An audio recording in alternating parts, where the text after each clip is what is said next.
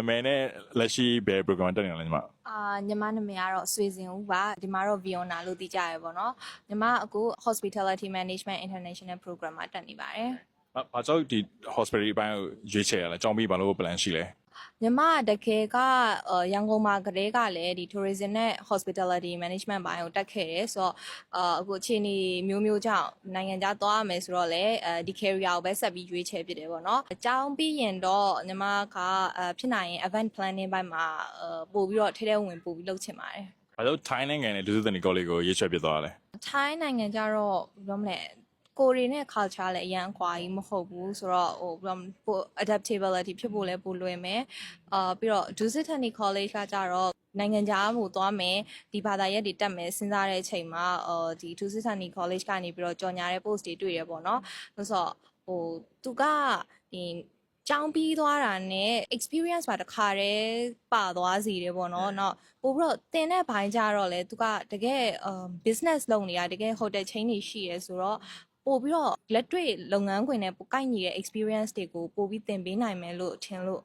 ဒုစစ်ကိုရွေးဖြစ်ခဲ့တာပေါ့နော်ကျောင်းပြီးဘာလို့ plan ရှိလဲကျောင်းပြီးရင်တော့နှစ်ငယ်လောက်ပဲဖြစ်တိတ်တော့မသေးချာသေးဘူးပေါ့နော်ဒီမှာ hotel ဘိုင်းမှာနည်းနည်းဝင်ပြီးလုပ်ကြည့်ကြည့်မယ်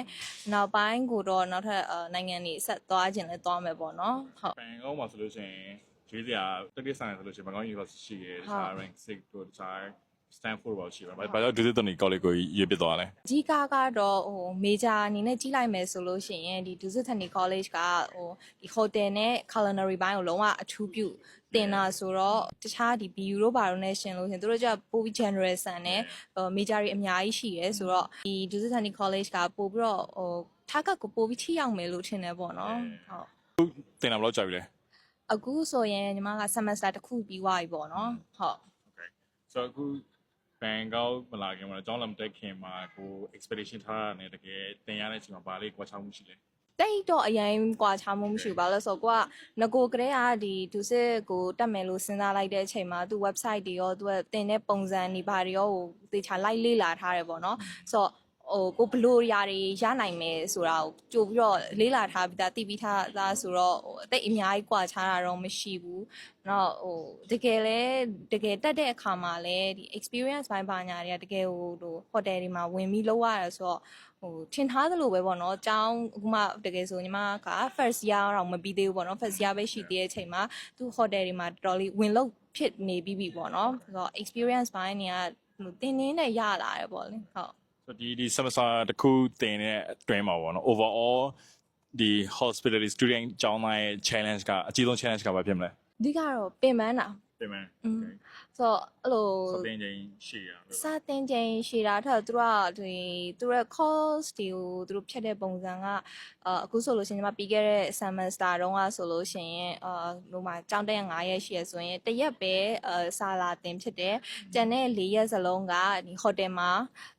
သူ working hour ပေါ့နော်8နာရီ9နာရီလောက်လုံးကအပြည့်လောက်ရတယ်ဆိုတော့နည်းနည်းပင်ပန်းတာပေါ့နော်သူကနောက်ပြီးတော့သူက department 3ခုလုံးကိုလှည့်ဆင်းရ housekeeping နောက် bar operation နောက်ပြီးတော့ front desk ကိုလို့3ခုလုံးလှည့်ဆင်းရတော့ဟိုဘယ်လိုပြောမလဲကိုကဟိုအစားဆိုចောင်းသားတယောက်အနေနဲ့ဟိုចောင်းတတာပြင်းပေမဲ့နောက်ကြတော့အလုပ်တကယ်လုပ်ရတဲ့အချိန်မှာចောင်းတက်ရက်ကလေးကိုပဲမျှော်ပြီးတော့အဲ့လိုမျိုးဖြစ်နေတာဟုတ်နော်ဆိုတော့ပင်ပန်းတယ်အဓိကတော့အဲ့ဒါပါပဲတခြားကတော့အရန် challenge ဖြစ်တာမျိုးမရှိဘူးဆိုတော့ hotel မှာလည်းဘယ်မှာလဲ front desk နဲ့ housekeeping နဲ့ဘယ်ပိုင်းပို့ပြီးသဘောကျမလဲကိုသဘောကျတော့ bar operation ဘက်ကိုပိုသဘောကျတယ် housekeeping ကျတော့ physically ရနေပင်ပန်းတယ်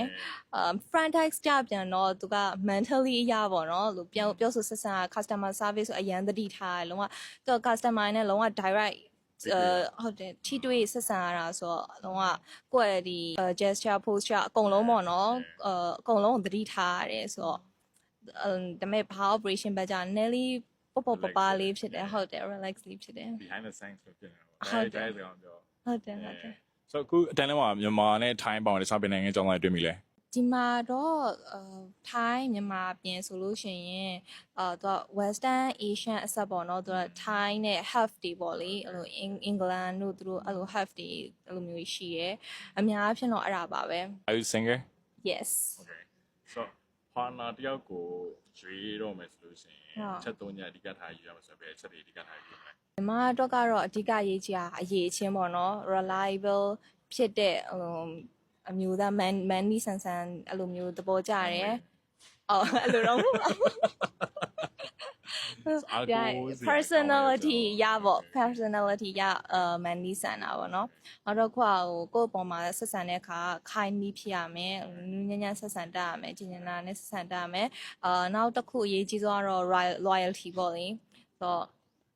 ဒီကတော့အဲ့ဒါပါပဲ တေချာစဉ်းစားထားပြီဘာလို့ပြင်စင်ငယ်ဖြစ်နေလဲ အတွေးတွေများနေလို့ရှင်လည်းအရင် So do you have friends in your class not now Okay. yes outside later ဒီမှာကြားရရမှာလားထိုင်း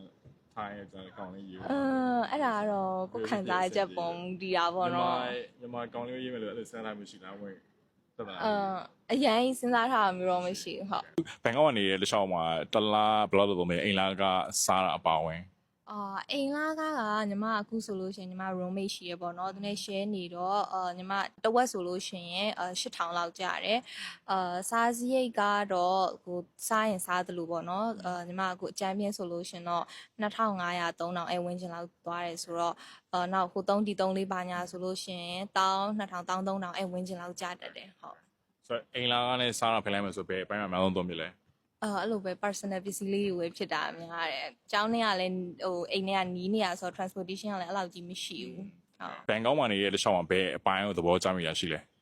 ဈေးဝယ်ရတာတော်တော်လေးအဆင်ပြေတယ်။ဒီမှာကျတော့လို့ online shopping တွေ Lazada တို့ Shopee တို့ကဆိုလို့ရှင်လဲမှာလိုက်လို့ရှင်ကဟိုသူတို့ sale ချနေတဲ့အချိန်ကြီးဆိုရင်လည်းဈေးတက်တာလေးနဲ့ရတယ်။ဆိုတော့မှာလိုက်လို့ရှင်လဲဟိုကိုအိမ်မှာနေဖုန်းလေးကြည့်ရုံနဲ့ဆိုတော့တော်တော်လေးအဆင်ပြေတယ်။ညောင်းလာလို့ရှင်လဲအဲ့ဆိုအဆင်ပြေပါတယ်။ညာဖြစ်တော့ဟုတ် နောက်အင်တီဒီမှာလာတက်မဲ့ဒီ host ready တက်မဲ့ကျောင်းသားပဲသူတို့ဒုစရတန် college ပဲဖြစ်ဖြစ်ဘန်ကောက် University ပဲဖြစ်ဖြစ်သူတို့ကိုယ့်ရဲ့အတွေ့အကြုံရဘယ်ဟာလေးပြင်ဆင်ခဲ့မယ်ဆိုလို့ရှိရင်တော့အဆင်ပြေနိုင်မယ်ဘယ်ဟာလေးသင်ခဲ့မယ်ဆိုလို့ရှိရင်တော့ပိုကောင်းမယ်အဲ့လိုဟာမျိုးအကြံပေးချင်တာမျိုးရှိလား ဒီမှာတော့ဘယ်ပြောမလဲသူက business ကြောင်းလေးဖြစ်တော့ business အခြေခံလေးနည်းနည်းပါးပါးသိထားလို့ရှင်တော့အကောင်းဆုံးပေါ့နော်နောက်တစ်ခုကကိုက international student လည်းဖြစ်တယ်ဆိုတော့ဒီမှာ Thai language barrier ကတော့နည်းနည်းလေးတော့ရှိတယ်အထူးသဖြင့်လို့ hotel ဘက်တွေမှာသွားပြီးတော့လောက်ရတဲ့ခါတွေမှာဆိုလဲဟိုတချို့ဝန်ထမ်းတွေကြတော့ဟိုလုံးဝ English လို့မရဘူးဆိုတော့ဟိုသူကကိုနားမလည်ဘူးဆိုတာကိုသိရတဲ့နဲ့သူကလည်းအဲ့လိုပဲထိုင်းလိုပဲဆက်ပြောနေရတယ်လည်းရှိရပေါ့နော်ဆိုတော့ဟိုအဓိကတော့ကိုကတော့ body language နဲ့သုံးပြီးတော့ပဲတက်နိုင်ဆုံးနားလည်အောင်တော့လုပ်ရတယ်အဲ့လိုဆိုတော့ထိုင်းလိုနည်းနည်းရလို့ရှင်တော့အဆင်ပြေဒါမဲ့လည်းအရန်စိတ်ပူစရာမလိုဘူးဒီ hotel မှာသွားပြီးတော့မလုပ်ခင်ကျောင်းမှာတင်မဲ့လို့ကိုကThai native မဟုတ်ဘူးဆိုလို့ရှင်ဒီ Thai စာ daily basic လေးတွေကိုတင်ပေးတယ်ဆိုတော့အရန်ကြီးတော့စိတ်ပူစရာမလိုပါဘူး ကိုကရန်ထိုင်းစာရပြီလား ထိုင်းစာနည်းနည်းလေးပဲရ ကျောင်းစာနဲ့တခြားတာဝန်ရလို့ရတဲ့အပိုင်းတွေဖယ်လိုက်မှဆိုလို့ရှိရင်ဘာလောက်ရတာဝါသနာပါလဲ ညီမငကိုကလေးကလို့ introvert ဆန်တော့ဟိုကောက်ကိုအဲ့လိုအိမ်မှာပဲရုပ်ရှင်လေးကြည့်မုတ်ကလေးစားအဲ့လိုမျိုးလေးနေရတာကိုပဲပို့ပြီးတော့သဘောကျရပေါ့နော်ဟုတ် hospitality ကျောင်းသား introvert ဆို challenge ရှိလား တကယ်ကတော့ကြည့်ပါတယ်ဒါဆိုမှနည်းနည်းလေးတော့ဟုတ်တာပေါ့နော်ဟို